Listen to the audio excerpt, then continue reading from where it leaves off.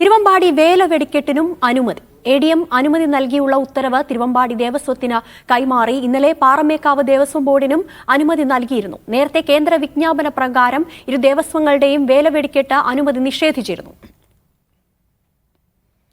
വിവരങ്ങളുമായി കെ അഖിൽ ചേരുന്നു. അഖിൽ, ഇന്നലെ തന്നെ ADM ഇതുമായി ബന്ധപ്പെട്ടുള്ള അനുമതി നൽകിയിരുന്നു.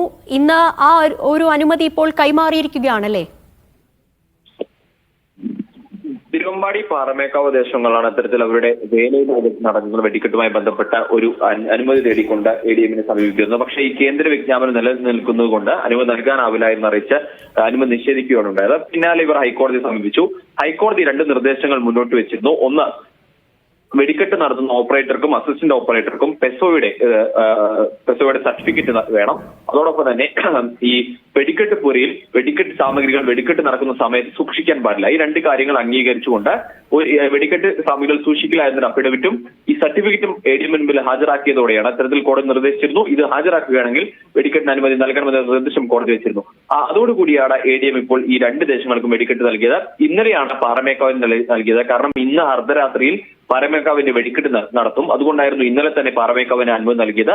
ഇന്ന് വൈകുന്നേരത്തോടുകൂടി തിരുവമ്പാടി ദേശത്തിനും വെടിക്കെട്ടിന് അനുമതി നൽകി. 5-ാം തീയതി അർദ്ധരാത്രിയിലാണ് തിരുവമ്പാടിയുടെ വെടിക്കെട്ടും നടക്കുക. ഏറെ ആശങ്കകൾക്കും ഒക്കെ തന്നെ ഒടുവിൽ അവസാനിപ്പോൾ എന്തായാലും ഇരു ദേവസ്വങ്ങൾക്കും ആശ്വാസകരമായി വെടിക്കെട്ടിന് അനുമതി ലഭിച്ചിരിക്കുന്നു എന്നുള്ളത് ദേവസ്വങ്ങളെ സംബന്ധിച്ചോളം വളരെ ആശ്വാസകരമായ കാര്യം തന്നെയാണ്. ആതിര, ശരി, വേല വെടിക്കെട്ടിന് അനുമതി ലഭിച്ചിരിക്കുന്നു. വിവരങ്ങൾ നൽകിയത് കെ അഖിലാണ്.